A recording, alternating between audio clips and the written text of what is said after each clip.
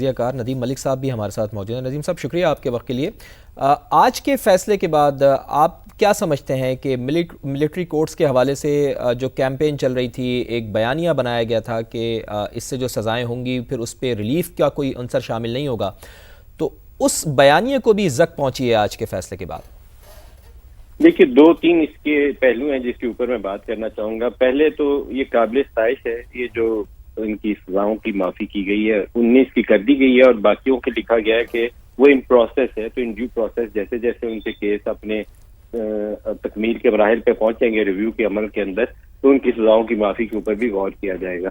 میں پہلے دن سے جب سے یہ واقعہ ہوا تھا اور یہ لوگ پکڑے گئے تھے، تو میں ایک پوزیشن ہے میری جس کے اوپر میں پہلے بھی قائم تھا اور آج بھی قائم ہوں کہ ان لوگوں کو ریاست کو معاف کر دینا چاہیے، کیونکہ یہ ایک سیاسی عمل کا نتیجہ بن کر انہوں نے کچھ ایسا کیا ہے جو غیر قانونی ہے، وہ درست نہیں ہے، انہوں نے ریاست کا قانون توڑا ہے، لیکن یہ ایک پولیٹیکل کیمپین تھی، تو ان لوگوں کو آپ کو مختلف طریقے سے ڈیل کرنا پڑے گا۔ ان کی تعداد بھی بہت زیادہ جو پکڑے گئے،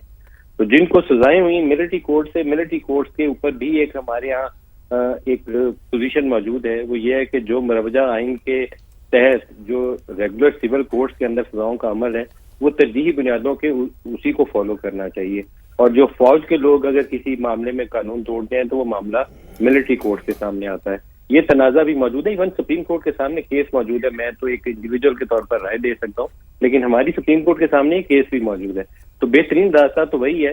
کہ ریگولر کورٹ سے کیسز پروسیس کیے جاتے ہیں۔ لیکن یہاں پر جو معافی کا عمل کیا گیا ہے یہ قابل تعریف ہے، قابل ستائش ہے، اور اس کو آگے بڑھانا چاہیے۔ بہت سے لوگ ایسے ہیں جو اس وقت ہلہ گلا شور نعروں کے اور اشتعال کے نتیجے میں آگے بڑھے اور انہوں نے جا کے اس عمل کے اندر حصہ لیا۔ وہاں پر آرمی چیف کو ایک وہ بڑے پن کا مظاہرہ کرتے ہوئے، میگنینمٹی دکھاتے ہوئے، جیسے یہ 19 لوگوں کی سزاؤں کی معافی کی گئی ہے، اور جن لوگوں کی بھی معافی کی جا سکتی ہے وہ معافی کرنی چاہیے، کیونکہ بیشتر لوگ ایسے ہوں گے جن میں سے کسی ایک فرد واحد کے اوپر ان کا پورا گھر چل رہا ہوگا، اور اس سیاسی عمل کے نتیجے میں انہوں نے قانون توڑا، غیر قانونی کام کیا۔ کوئی قلعہ چک دیرا کے اوپر چڑھ جائے یا قلعہ بالا سار کے اوپر چڑھ جائے اور وہاں پر کوئی اسٹال انگیزی والا کام کرے، آگ لگا دے یا کچھ ایسا کرے، تو میں یہ تو کہہ ہی نہیں سکتا نا کہ اس نے کوئی اچھا کام کیا ہے، اس کو شاباش دیتے ہیں، کام تو اس کا قابل سزا ہے۔ لیکن آپ کو یہ دیکھنا پڑے گا کہ 9 مئی کے واقعات کے پیچھے ایک پوری پولیٹیکل کیمپین چل رہی تھی، تو ان سارے لوگوں کو پکڑ کے ہم جیلوں میں نہیں ڈال سکتے۔ تو اس معاملے میں لوگوں کو جوڑنے کی خاطر، قوم میں تقسیم کو کم کرنے کی خاطر، جو قوم کے بڑے ہیں وہ ہمیشہ مختلف مواقع کے اوپر ان کو کچھ فیصلے لینے پڑتے ہیں، تو یہاں ریاست کا جو فیصلہ ہونا چاہیے تھا وہ یہی تھا کہ ان لوگوں کی معافی کی جائے، اور میں اس کو دوبارہ کہوں گا کہ ویری ویل ڈن، اس پروسیس کو اور آگے بڑھائیے۔ ٹھیک، اس معاملے کو یقینی طور پر سانحہ 9 مئی کو آئسولیشن میں نہیں دیکھا جا سکتا۔ ندیم صاحب ساتھ ہی موجود رہے گا۔ طلعت صاحب ایک بار پھر آپ کی جانب آتے ہیں۔ سر، جیسے کہ آپ نے اپنی گفتگو میں بھی کہا ہے کہ اس سے پہلے جو ملٹری کورٹس اور سویلین کورٹس کی جو ایک ڈیبیٹ ہوتی رہی ہے، آپ نے کہا کہ ایک نیا اینگل اس سے ملے گا، آپ کیا سمجھتے ہیں اب یہ ڈیبیٹ کس جانب آگے بڑھے گی؟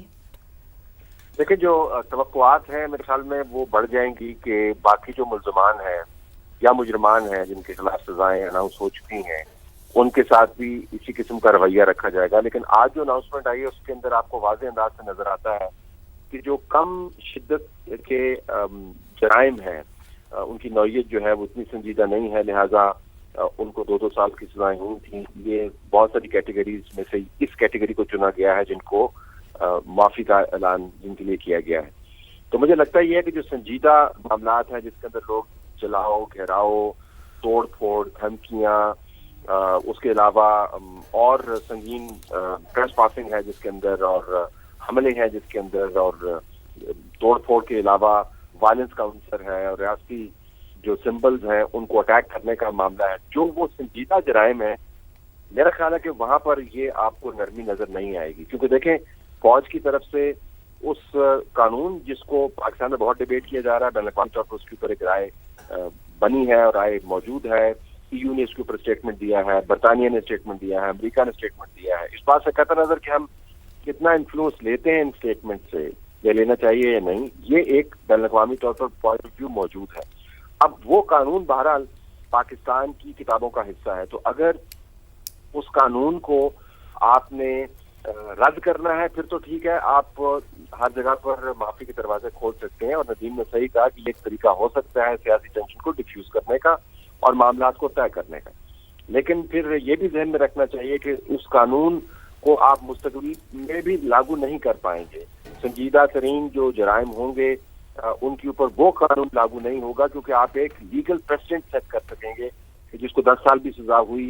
जिसको सजाए मौत भी हुई, अगर मुमकिन तौर पर मुस्तकबिल में कुछ ऐसे लोग हैं तो उनको भी हमने 9 मई के साने में छोड़ दिया, तो अब अगले जो साने होंगे उसमें भी छोड़ देंगे। मेरे ख्याल में ये तवाज़न होगा जहन में फौज के सरबराह के कि किन लोगों को हमने छोड़ना है और माहौल को भी बेहतर करना है और मैग्नेनिमिटी भी शो करनी है, जिसका नदीम जिक्र फरमा रहे थे, लेकिन एट द सेम टाइम उस कानून को भी मुकम्मल तौर पर आपने ज़ायल नहीं कर देना, जिसके ऊपर फौज का मौका बड़ा क्लियर है कि हम इस कानून को पाकिस्तान की कानूनी बॉडी का एक हिस्सा समझते हैं और ये एक लेजिटिमेट कानून है जब तक इसमें तरमीम नहीं होती, और जो सजाएं दी जा रही हैं वो शफाफ तरीके से दी जा रही हैं। तो एक बड़ा ही केयरफुल बैलेंसिंग एक्ट करना होगा। बिल्कुल दुरुस्त बात है तलत साहब, और बात बिल्कुल आपने सही कही कि मुजरिमान जो हैं मजमूई तौर पर उनकी तवक्कुआत भी बढ़ जाएंगी कि 19 मुजरिमान को सज़ा में माफ़ी मिल गई है तो शायद उनको भी माफ़ी मिल जाए। बहुत बहुत शुक्रिया तज़किये के लिए तलत हुसैन साहब, नदीम मलिक साहब और जस्टिस रिटायर्ड शाइख उस्मानी साहब, आपका भी।